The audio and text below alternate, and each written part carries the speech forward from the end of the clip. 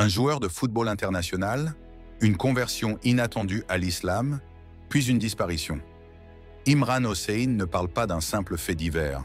Il évoque une mort symbolique et ouvre une porte vertigineuse. Et si cette mort était le signe que le Mahdi est déjà parmi nous? Dans cette vidéo, nous ne chercherons pas des réponses faciles. Nous écouterons les silences. Nous lirons entre les lignes de notre époque. Et peut-être, nous comprendrons enfin que les signes de la fin ne sont pas toujours spectaculaires. Parfois, ce sont des âmes ordinaires qui annoncent l'extraordinaire. Reste jusqu'à la fin. Ce que tu vas entendre pourrait bien transformer ton regard sur le monde et sur toi-même. 1. Introduction. Le mystère en suspens. Il y a des instants où le réel semble fléchir, où la logique cède la place au mystère. Une phrase, un événement, un nom. Et soudain, le monde semble changer de texture. Comme si une vérité invisible s'approchait sans faire de bruit. Aujourd'hui, c'est une de ces phrases qui frappe notre conscience. Elle vient d'un homme que beaucoup considèrent comme une boussole dans ces temps confus. Imran Hossein. Il dit ceci. Après sa conversion, Diogo Jota meurt. Un frisson traverse cette déclaration. Et l'on s'interroge. Est-ce une mort physique ou une mort symbolique, intérieure? Et pourquoi ce lien avec le Mahdi, cette figure si attendue, si redoutée, si aimée dans les cœurs croyants? Et si cette mort n'était pas une fin, mais le signe d'un commencement, une naissance, silencieuse, d'une ère nouvelle que peu oseraient nommer? Regardez autour de vous. Le monde ne manque pas de signes, mais ce qui manque, c'est notre capacité à les voir. Trop occupés à courir, à juger, à fuir notre propre silence intérieur, nous ne voyons plus ce qui se joue au bord de l'âme. Mais parfois, un détail minuscule fissure le mur du quotidien. Un homme connu se convertit, puis comme s'il avait accompli sa mission, il disparaît. Et dans cette disparition, certains entendent un message. Imran Hossein n'est pas un homme qui parle à la légère. Lorsqu'il dit que Diogo Jota est mort, il nous pousse à contempler quelque chose de plus grand. Il pose une autre question, plus vaste encore, plus vertigineuse. Le Mahdi est-il déjà parmi nous? Pas demain, pas dans 10 ans, maintenant, ici, silencieux, caché, ou peut-être visible mais incompris. Et toi qui regardes cette vidéo, si le Mahdi était déjà là, saurais-tu le reconnaître? Est-ce que ton cœur serait assez pur pour le ressentir, même dans le tumulte de ce monde bruyant? Est-ce que ta propre transformation intérieure te rendrait digne de le suivre? Ou passerais-tu à côté de lui sans le voir? Diogo Jota n'est peut-être pas un prophète, ni un martyr. Mais son geste, sa trajectoire, son départ soudain, c'est peut-être un miroir, un appel, une porte entr'ouverte, un silence lourd de sens. Aujourd'hui, nous allons franchir ce seuil ensemble, plonger dans le mystère, écouter les vibrations de cette époque étrange, comme on écoute une mélodie que seuls les cœurs éveillés peuvent entendre. Un homme peut-il se transformer à ce point qu'il meurt à son passé? Et si le Mahdi est déjà parmi nous, comment le reconnaîtrions-nous? 2. Histoire de Diogo Jota, la métamorphose. Le monde connaît Diogo Jota pour ses accélérations fulgurantes, ses frappes millimétrées, ses buts qui électrisent des foules entières. Sur les terrains d'Angleterre et d'Europe, il était le feu, une étoile au sommet de son art. Mais que sait-on vraiment d'un homme? Ce qu'on voit sous les projecteurs, ou ce qu'il vit dans l'ombre, ce qu'il publie, ou ce qu'il cache même à ses plus proches. Un jour, Jota a changé. Ce n'était pas spectaculaire, pas médiatique. Il n'a pas prononcé de grands discours. Il n'a pas demandé l'approbation du monde. Mais il a fait un choix qui bouleverse le destin. Il s'est tourné vers l'islam. On ne sait pas exactement comment. On ne connaît pas les détails. Et c'est peut-être mieux ainsi. Parce que ce qu'on ne voit pas est parfois ce qu'il y a de plus sacré. Une nuit peut-être, seul, loin des cris, des caméras, des trophées. Une voix intérieure plus forte que les applaudissements. Une question qui gronde. Et si tout cela ne suffisait pas? Et s'il manquait l'essentiel? Et alors le silence, une prosternation, une première fatiha. À cet instant, Diogo Jota ne marque pas un but. Il en encaisse un, contre son ego, contre ses habitudes. Il accepte de mourir à son ancienne image. Et dans cette chute intérieure, il renaît. C'est cela que Ozen appelle la mort de Diogo Jota. Pas une tragédie, une délivrance. La fin de l'ancien, lui, celui que le monde croyait connaître. Peu de gens comprennent ce type de passage, parce qu'il est invisible. Et pourtant, il est plus réel que tout. On peut continuer à marcher, à sourire, à jouer. Mais quelque chose en nous n'est plus là. Et quelque chose d'autre a pris sa place. C'est une mue intérieure, une rupture sacrée. Vous-même, avez-vous déjà vécu cela?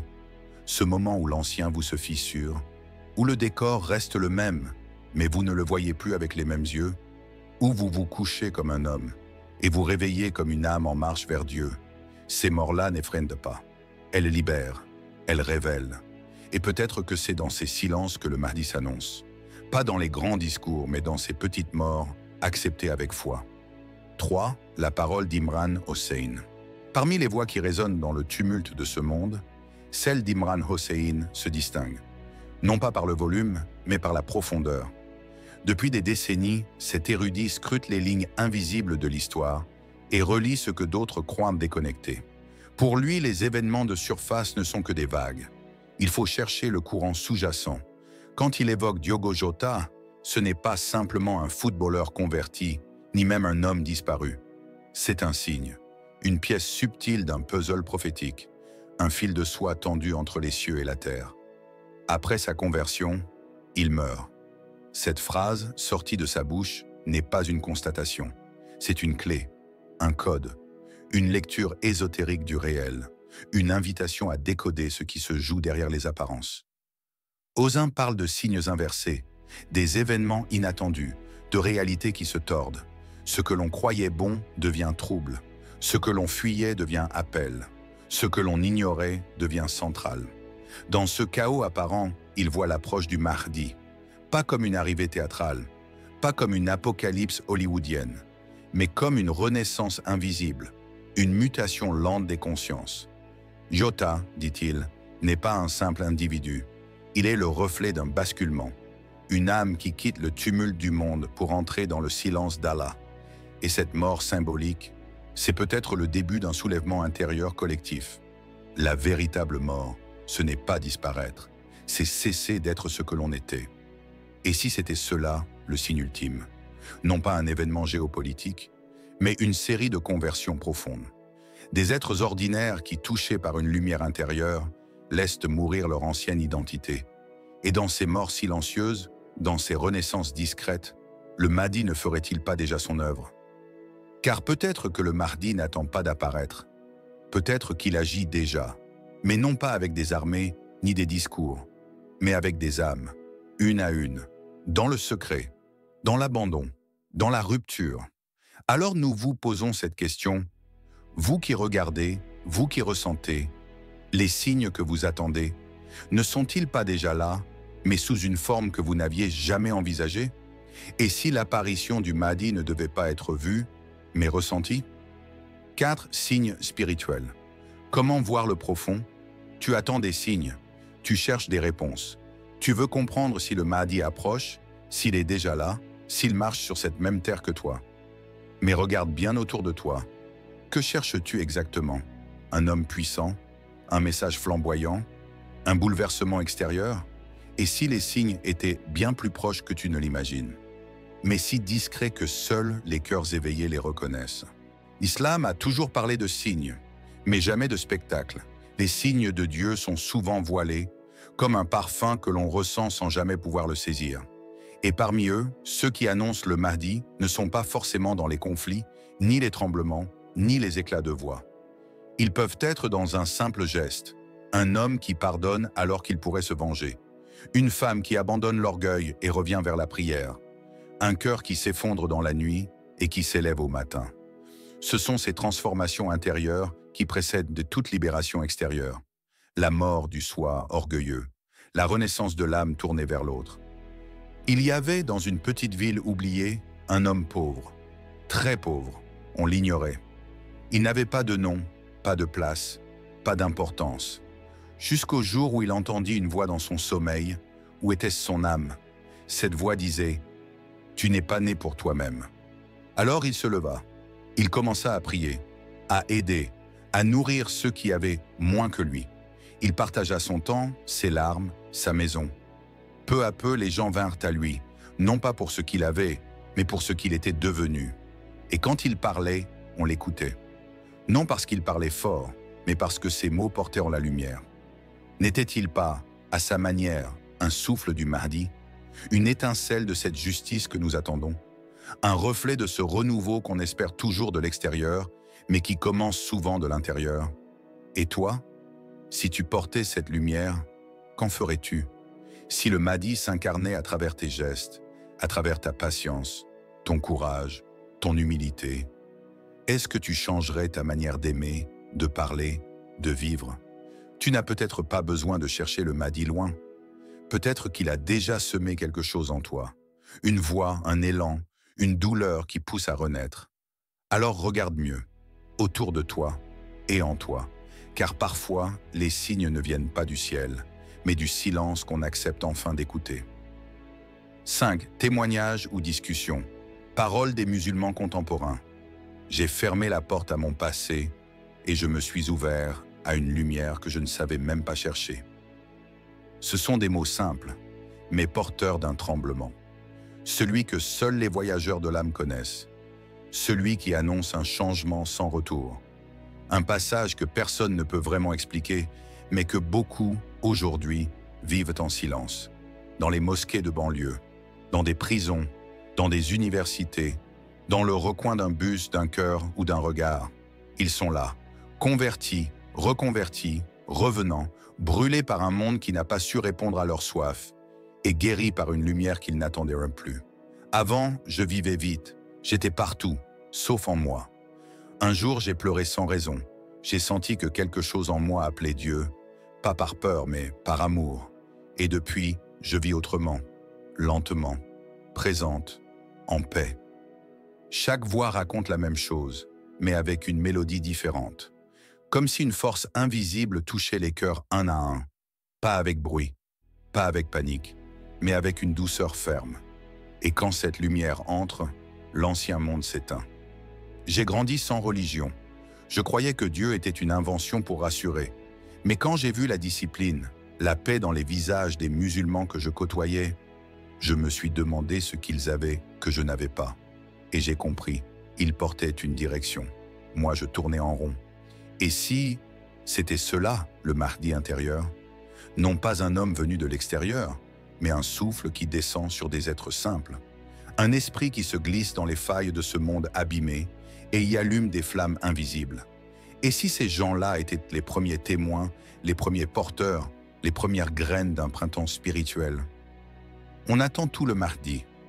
Mais moi, je crois qu'il faut d'abord l'attendre en nous, le réveiller en nous, le servir, même s'il n'est pas encore là. Dans ces récits, on entend toujours le même écho. Mourir pour renaître, laisser tomber l'illusion, pour choisir la vérité. Ce n'est peut-être pas spectaculaire, mais c'est cela, la vraie révolution. Et vous, quel est votre témoignage? Où commence votre propre résurrection? 6. Synthèse. De l'allégorie à la réalité. Il y a des récits qui ne se lisent pas avec les yeux. Ils ne s'expliquent pas non plus avec les mots. Ils se ressentent comme un frisson que le cœur reconnaît avant même que la raison ne l'accepte. Le cas de Diogo Jota, tel que présenté par Imran Hossein, appartient à cette catégorie. Ce n'est pas une affaire de football, ni même uniquement de religion. C'est une allégorie, un miroir dressé devant notre époque. Il ne s'agit pas seulement de lui, mais de nous tous, de notre capacité à mourir à ce que nous étions, pour renaître à ce que nous sommes appelés à devenir. La mort dont il est la question ici n'a rien de tragique. Elle n'est pas funèbre, elle est au contraire vivifiante, car elle symbolise ce moment rare où l'ancien monde en nous se brise, où l'on lâche l'image que l'on défendait, le masque que l'on portait. Et dans cet effondrement intérieur, c'est peut-être ainsi que le Mahdi agit, non pas comme un cavalier brandissant un étendard, mais comme une lumière douce qui se glisse dans les interstices des cœurs fatigués. C'est peut-être ainsi que le Mahdi agit, non pas comme un cavalier brandissant un étendard, mais comme une lumière douce qui se glisse dans les interstices des cœurs fatigués. Il ne descendrait pas du ciel comme une évidence éclatante. Il apparaîtrait dans les gestes les plus simples. Un homme qui abandonne l'injustice, une femme qui pardonne l'impardonnable, un jeune qui se relève alors que tout autour de lui s'effondre. Et si le Mahdi ne se trouvait pas à l'extérieur, mais à l'intérieur? Et si son apparition réelle, visible, tangible, ne venait qu'après une longue série de renaissances invisibles, des morts symboliques, des conversions de l'âme, des nettoyages profonds, des silences assumés? Sommes-nous prêts à laisser mourir ce qui nous empêche d'être meilleurs? Notre orgueil, notre impatience, nos colères, notre besoin d'être vus, reconnus, applaudis? Sommes-nous prêts à les enterrer pour faire naître quelque chose de plus pur? Et si l'on arrêtait de chercher un visage et qu'on cherchait une vibration, une direction, un souffle, une sagesse? Allons-nous reconnaître le Mahdi, non pas dans un homme, mais dans cette étincelle spirituelle qui nous habite lorsque nous nous rapprochons d'Allah? Car peut-être que le Mahdi viendra seulement quand nous serons devenus, chacun, un peu plus dignes de le recevoir. 7. Conclusion. Appel à la méditation. Merci d'avoir pris ce temps, d'avoir écouté avec le cœur, d'avoir plongé avec nous dans cette quête où la surface ne suffit plus et où l'on apprend à chercher derrière les voiles. Nous n'avons pas parlé d'un simple fait divers, ni d'un joueur disparu. Nous avons traversé ensemble une allégorie vivante, un appel codé dans la réalité, une parabole moderne offerte à celles et ceux qui savent encore écouter avec l'âme. Diogo Jota, ce n'est peut-être pas un nom à retenir, mais c'est un miroir, celui de cette part de nous qui, un jour, se convertit, qui, sans prévenir, décide de mourir à l'ancien pour renaître au vrai. Et à travers cette lumière, une question demeure. Où était notre Mahdi intérieur? Ce souffle qui nous pousse vers la justice, vers la simplicité, vers la prosternation sincère, loin des regards. Ce Mahdi-là ne fait pas de bruit, mais il frappe doucement à notre porte. Chaque fois qu'on doute, chaque fois qu'on souffre, chaque fois qu'on s'arrête pour dire « Assez, je veux changer ». Et maintenant, c'est à vous, à toi qui regardes. Quel est ton Diogo Jota intérieur? Quelle partie de toi as-tu laissé mourir ou quelle partie refuses-tu encore de lâcher? Quelles sont les ombres que tu portes encore dans ton cœur et qu'il est temps de transformer en lumière? Laisse ton cœur parler, dans les commentaires, dans le silence, dans une prière peut-être. Écris ce que tu ressens, ce que tu cherches, ce qui t'a traversé durant ces minutes partagées. Partage cette vidéo si elle a allumé en toi, ne serait-ce qu'une étincelle. Peut-être qu'une autre âme a besoin d'elle. Peut-être qu'un autre cœur attendait précisément ces mots pour commencer sa propre métamorphose. Continuons ensemble, même à distance, même en silence, ce chemin vers Allah, vers la lumière, vers ce Mahdi qui dort peut-être encore dans nos profondeurs. Et n'oublie jamais, parfois le plus grand des bouleversements commence par un simple « oui » chuchoté dans la solitude. Un oui à Dieu, à toi-même, à ta vérité. Assalamu alaikum wa rahmatullah. Que la paix vous accompagne, à chaque pas. Nous cherchons tous un Messie, un homme, un visage, une apparition. Mais peut-être que le vrai bouleversement commence à l'intérieur. Peut-être que le Mahdi est déjà là, non pas dehors, mais dans la lumière que chacun laisse entrer en lui. Diogo Jota, à travers son choix et son effacement, ne nous montre pas la fin. Il nous montre un chemin, le chemin vers nous-mêmes, le chemin vers Dieu. Maintenant, c'est à toi de répondre. Écris en commentaire. Quel est ton signe? Quelle partie de toi doit mourir pour renaître? Et si cette vidéo t'a parlé, partage-la. Car peut-être que quelqu'un d'autre, aujourd'hui, attendait précisément ce message. Assalamu alaikum. Que la lumière vous guide jusqu'à lui.